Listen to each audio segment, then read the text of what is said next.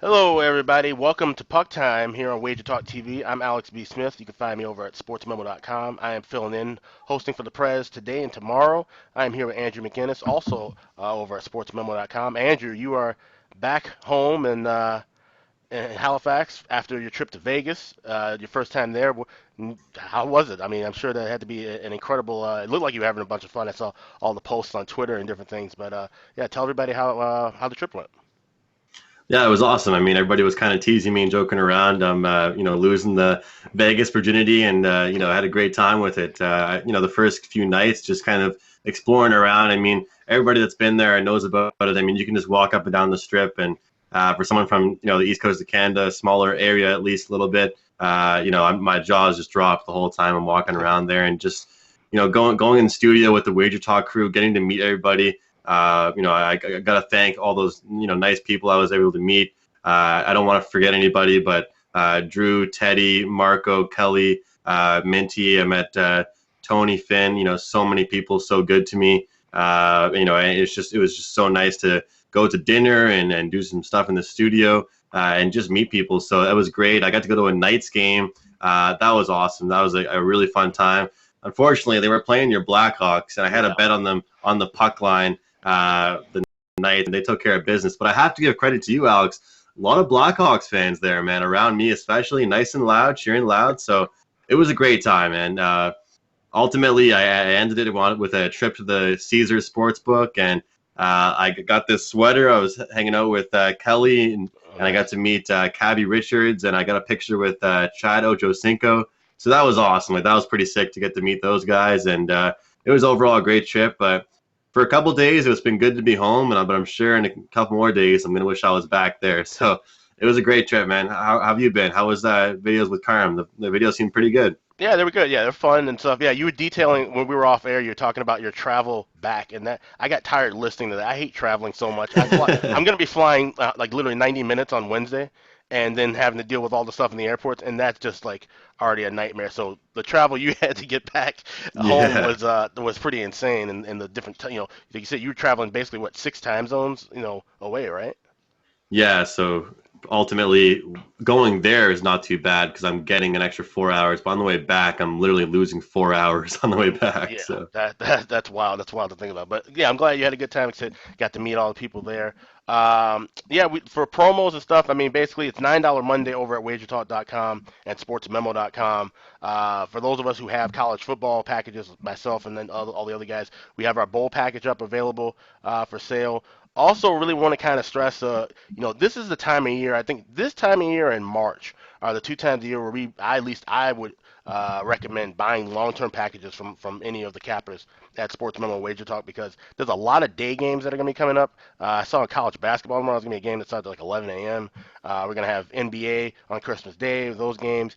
It's just easier for everybody involved for you to get your plays sent directly to your email with a long-term package as soon as we post the plays up. So definitely recommend checking that out over, like I said, wagertalk.com and sportsmemo.com, as well as checking out all the $9 plays for this Monday. Andrew, let's get down to this card. We only got 5 games. A couple of them are interesting. A couple of them not so much. Got to start with probably the worst game of the night here with Ottawa and Florida. You got the Ottawa Senators traveling down to Florida. Florida minus 190 favorite. Total 6.5. Pretty much even money there. This Florida team, I mean, that offense that we saw was cashing overs night after night. Pretty much seemed to have now they only had 4 goals in their last 3 games. They're taking on an Ottawa team that's been alternating some wins and losses. Looked good one night, looked bad the other. That's kind of been Ottawa's MO. I really don't see anything worth betting in this game. What do you think, Andrew? yeah, I don't either. I mean, you kind of hit it right on the nail there with Ottawa. They're always so inconsistent, but with Florida as well, they just, like I said, I've been looking at these scores, and they've been playing some tough teams, right? They played Boston, they played the Islanders, they played Tampa. So that's, it's kind of understanding to go in and play a team like Tampa Bay and end up in a close game. One thing I was kind of impressed by, and I don't know if it's their lack of scoring, Alex, or defense or how teams are playing them, but against a few good teams, they kept that pretty low scoring. I mean, they only held the Bolts to 2 goals, and that's pretty impressive, And in their past couple of games before that, they were doing pretty good defensively. And like you said, Ottawa, they're such an over trend type of team. Everyone loves to back them on the over. They get scored on quite easily, but something tells me here with the 6.5 goal total, I might look at the under here, keep it low scoring, and see if which team can grind out the win. Because if I'm the Panthers right now, that's what you really want to improve on. Because over the large scale of the season, I feel like we're going to be able to count on them, Alex, to score some goals. Yeah. But when it comes down to it, in their big matchups, we have to worry about keeping it low scoring. Because that game against Tampa Bay, like if I were to have told you, Alex, before that game against Tampa, that they'll only score 2 goals. I mean, you probably would have backed Florida, wouldn't you? Right. Yeah. True. Yeah. And the thing is You know, too interesting, and I think I said this before last week, because Florida was in such high scoring 6-5 back and forth battles, and knowing Joel Quenneville, he's a defensive oriented guy. I feel like Florida, maybe they're working so hard on tightening things down defensively, like you said, holding teams to 2 goals or fewer, that they've also kind of sacrificed their offensive chances a little bit. And you see that happen with teams when they get into these big over trends. And Ottawa's one of those teams right now. They're 5-1 to the over in their last 6. So maybe, like you said, under would make sense if Ottawa's tried to do the same thing that Florida's doing. Both teams so worried about the back end that no one's getting a advantage moving the puck forward. So definitely something to probably watch with that one. Next game on the board taking place at Madison Square Garden. You got the Nashville Predators heading against the New York Rangers. This is a really interesting matchup. You got the Nashville's a slight favorite, minus $1.30, $1.25, $1.30, but you're seeing some money come in on the Rangers, and it makes sense. I actually, one of the 2 plays I have is on the Rangers here at plus money, because you have a battle of backups going. One backup's a little bit better than the other. Alexander Georgiev, a guy who kind of worried about at the beginning of the year, has really kind of rounded out his form. He's 9-5-1 with a 2.69 goals against. He's getting the start tonight against UC Saros, a guy, like I said, who was highly touted as possibly being the heir apparent to Pekka Rinne there in Nashville. He has not been good this year. 4-7-2 with a 3.04 goals against and an 894 save percentage. He's lost his last 5 starts in net. Just that alone, but not only that, but the Rangers have dominated Nashville in the series, winning 7 of the last 10 meetings. This just seems like a good spot for the Rangers here. And Nashville is just a team that's just been kind of bumbling around, and Saros is definitely not the guy, to really spell Rinne when they need to get a good win here. They just kind of a filler in so Rinne won't get burned out. But I think it's a good spot for New York. What do you think? Yeah, no, I can definitely agree with that. And the goaltending matchups are so important. I touched on that in the video I was doing in Vegas, and I know that you do a great job, Alex, of tracking those stats and looking at the difference in prices between the backups and the starting goalie. And I feel the same way as far as totals. You can look at things, whether it's an opportunity because the number fluctuates, so look at maybe an under with backups or an over. And I see a 6 as a total here. I like the over. If you're a numbers guy, you might think elsewhere. You might think that this could be an under, looking at recency trends and different things like that. Yeah. But I'm looking at Nashville right now, and I think they're just waiting on a game where they can kind of explode offensively. And New York as well. I mean, they've had no problem scoring against teams that have fallen into little mini slumps. And right now, 4 goals for Dallas against Nashville. That game was inexcusable. I mean, it made Dallas look really, really strong, stronger than I think they might be right now. Dallas falling into good form, but I mean, I thought Nashville was a little more prideful than that. And then that game against Buffalo, I mean, that proved to me that Nashville could give out goals left and right. So, I feel like as much as we touch on the goaltending battle here, I think both teams are kind of in a position right now where they could clash together. 2 backups out there, and we could see some goals as well. So it's a 6-goal total. That's the way I would look at this one over. But I could definitely second Alex's opinion on the Rangers. More importantly, like you and I are always saying about that, underdog value here. I wouldn't be taking the New York Rangers at minus 120 tonight, but at the price we're getting here with a goaltender in better form, I would definitely look at the Rangers. But I like that over as well with 2 teams, hopefully in that spot that can put some goals up on these backup tendies and find the back of the net. Because I think if I'm Nashville right now, I'm frustrated with my past 2 games, and you're looking for someone to take that frustration out of. That's why I would be a little bit fearful maybe of New York, but same thing with New York. I mean, they've been scoring goals.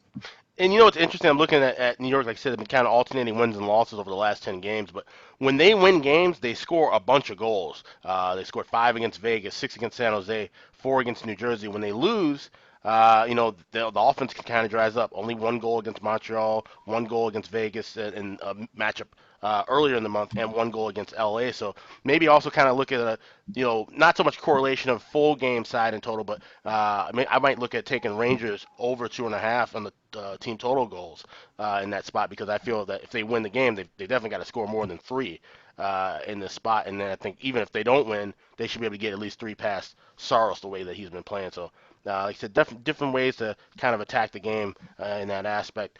Here's another game that's going to be pretty good to watch. This will be on NHL Network here in the States. Washington heading to Columbus. This is a rematch from last week where we saw Columbus get the win over Washington in what was a really bad sandwich spot for the Capitals as they were coming back home from that West Coast trip and then getting ready for Boston 2 nights later. I think this might be a great spot for the Capitals here. You land $1.60 on the money line, but you can get the regulation around $1.10, $1.15. I think this might be a good revenge spot here, and the total here at 6. Not sure what to do with that because Washington has gone from either scoring a ton of goals or not giving up a lot of goals. The over has always been the big thing with Washington all year long, but it just seems to have kind of fluctuated a little bit with them as of late. What do you think, Andrew? Yeah, it's really funny, Alex, because, I mean, like you mentioned, that last game they played, we saw Washington listed as minus 230 favorites. So then this time around, we're actually getting them at only minus 155. You got to wonder what that real difference is. I mean, is it that big of a factor because of location, or is it because of that big win that Columbus had over them? Does it matter that it was a dominant 5-2 victory or just the victory on its own? I'm not quite sure, but the way I look at it, you mentioned it, and I think more people have to look at this when they're talking about hockey handicapping is the fact that the spot they were in. I mean, you mentioned it. It was a sandwich spot, a look-ahead spot. They're looking forward to another game. And some teams just play down to their opponents. In that spot they did. But I definitely know this Washington Capitals, you can look back to recent trends where if they've had a down game against one team and then the next time they play them, to my memory, usually the Washington Capitals show up again and kind of get their act together for lack of better words there. So I think that this team shows up here. I already locked in the regulation at minus 105. I think they come out here and show up and get some goals going. This is an opportunity here where I would look at the team total as well. Alex, you mentioned that for New York last week. I mean, I want absolutely no part of Columbus here tonight. I think this is one of those games where to start the week, Washington gets the puck in the net and starts rolling here, because you don't want to lose back-to-back games to a team like Columbus, and not even just losing back-to-back games, but getting 5 goals scored on you, to me, is a big difference between losing a 2-1, 3-2 game. So Korpisalo versus Holtby. I'll take Holtby here in this one, and hopefully Capitals get the job done. Yeah, and you look at Columbus too. That was that game Saturday against Ottawa where they had to come back down 3-1, only to end up losing that game in overtime. Sometimes that can kind of be a momentum killer, backbreaker for a team. So you wonder, and this is a Columbus team already was kind of in bad form anyway. Like I said, so now with the revenge spot, a rapid revenge spot basically added on with Washington, I think they should be able to take care of business there. This is a really good game. Colorado playing St. Louis. It's a little early to start watching the standings, I think, in my opinion, but Colorado's 1 point behind St. Louis for the top spot in that Central Division right now. Colorado's in good form. They were able to weather that storm of having a bunch of guys hurt. Everybody's pretty much back except Makar. He's out at least throughout the rest of this week. They said out Monday, and he'll be out Wednesday when they play the Hawks. But he'll be coming back soon. So if this Colorado team gets everybody, back in form, and they're already, on a nice run, 8 of the last 9 games they've won, they should be able to take care of St. Louis here in this spot. Even though they have struggled against St. Louis, losing the last 5 meetings and losing 8 of the last 9 meetings in St. Louis. But I think this is a big kind of fork in the road game for Colorado, like I said, to get back into the top spot in the division right now. And like I said, with everybody getting healthy again, this is going to be a fun one to watch. What do you think, Andrew? Yeah, what a great game. I think you and I like to talk about this quite a bit, and we're betting these games, but we're also fans of the game. It's going to be one to watch for sure. I'll definitely have my TV on this one, but I do have a bet on this one. I'm looking at the over in this one here, Alex, and you talk about Colorado's great run. I mean, 8 of their last 9, 8 of their last 10. But you look at this here; they've actually scored minimum 3 goals in 10 straight games. This is a team that has solid goaltending for sure, but they're getting scoring from all over their lineup. And this St. Louis team as well. I mean, the great thing about with St. Louis is you're not going to get a 6.5 ever with them. And these days, barely even a 6. We're getting a 5.5 goal total here. And their past couple games, I've seen some high-scoring totals. I mean, 4-3, 4-2, 5-2, 5-2. That's just a scale of the last 4 games.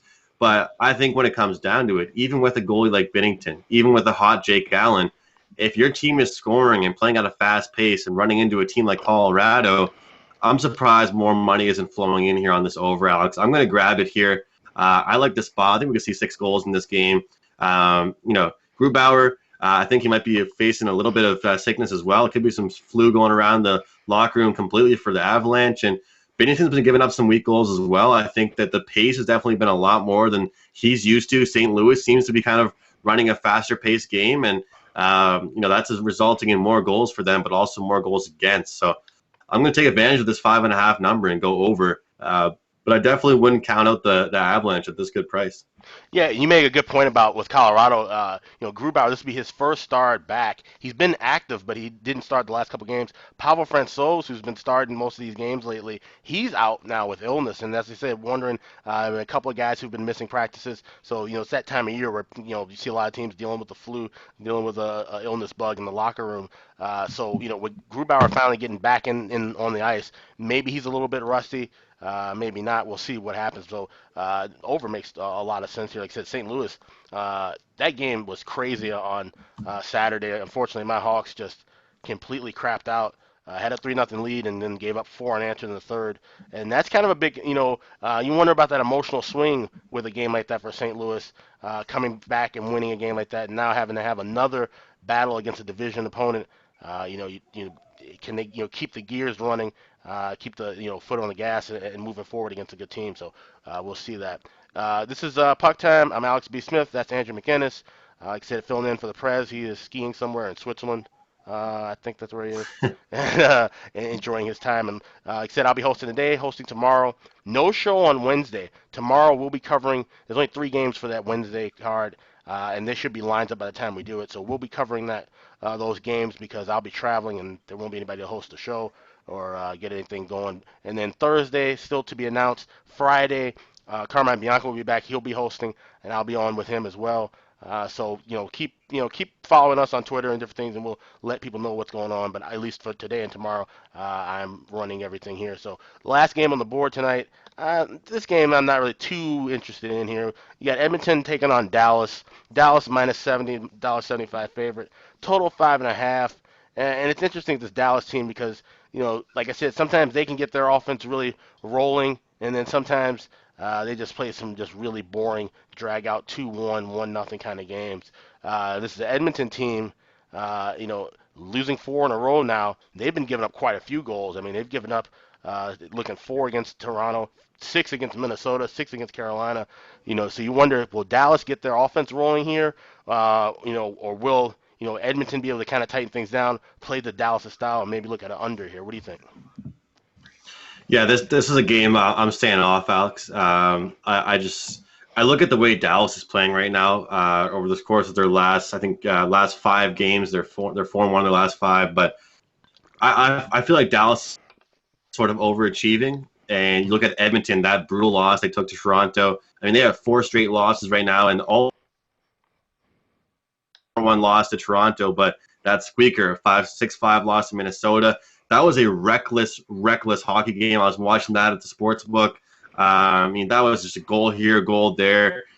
Just incredible defensive lapses. And this team, we saw what the change was with the new coaching. They turned into a better defensive team, and it made their offense look better. And now all of a sudden, in their past 5-6 games, they've seen some defensive collapses against teams that they should not be collapsing against. And I want to bring out my Montreal Canadiens for a second because people are complaining about their style of hockey they're playing right now, Alex. But it just seems to me that they're buying into the coach's system, and that's just play boring hockey. Let's face it. I mean, the Avs are playing some boring style of hockey, but they realize that's how they're going to win by getting a few goals a game, playing great defense, and letting Carey Price get the job done for them in the back. And, right now, this Edmonton team is not doing that at all. I mean, they're playing an incredible pace hockey game, and they're not clearing the puck out of their zone.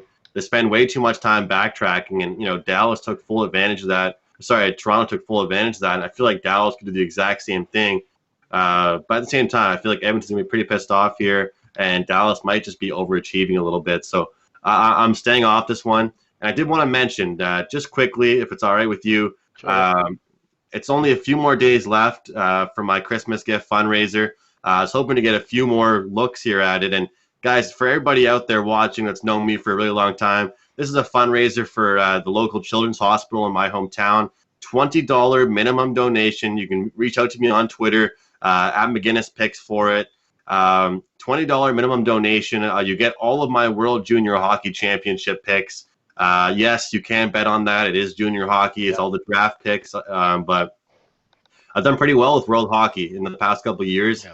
And, it doesn't have to be a $20 donation, whatever you feel is acceptable. But I'm trying to make a difference here in my hometown. At the same time, for a price that you usually would be paying around $200 for, you're going to get all of my picks. And probably in one day, you'll make that money back. So for anyone that can reach out to me on Twitter, if you've been following me for quite a long time or following this program, it would really mean a lot to me to help out and just donate a small amount of $20, and I'll be sure to give you all my World Junior Hockey picks. Yeah, Andrew. Yeah, you've done a really good job with those World Juniors over the last couple of years. I remember getting the picks from you, and like I said, that's $20. You can't beat that, and it's for a great cause during the holiday time. So yeah, and I'll be contacting you after the show about that too. So definitely chip in and donate with that. So yeah, if you guys watching, definitely support a good cause during the holidays. And get some good picks too, because like I said, the World Juniors, you can bet on them. They're widely available, Mm. and like you said, and some numbers that you can take advantage of and make some money with as well. So yeah, so we ran down the card here for today. Like I said, it's $9 Monday over at WagerTalk.com and SportsMemo.com. I have one play up for sale, and I added the second play, which I just gave to you guys, New York Rangers. So call that one that's a free play. And Andrew, you say you got something up as well too. Anything? Is it NBA or NHL tonight? Yeah, I got two NBA plays up right now and two hockey sent out to the clients. Okay, wonderful. Yeah, and like I said, check out all the different packages going on. Bowl packages are up now. Now's the time to jump on some of these bowl numbers before they move. And guys will be posting throughout the next couple of weeks. Like I said, there'll be a lot of day games in college basketball and the NBA. Even NHL will have some day games after the holiday break. So definitely look at sign up for one of the long-term packages. You don't have to wait around and keep refreshing the page to see when picks are up. Everything will just be sent right to your email. And get either anybody's packages over at sportsmemo.com or wagertalk.com. So I'm Alex B. Smith. He's Andrew McInnis. Like I said, I'll be back tomorrow. We're going to have Andrew back on. Dave Koken will be joining us as well. And we're going to run down the massive slate of we got 11 games for Tuesday. We'll talk about the 2 and 3 games for Wednesday as well. And, so, hey, to see you tomorrow, Andrew. All right, thanks, Alex.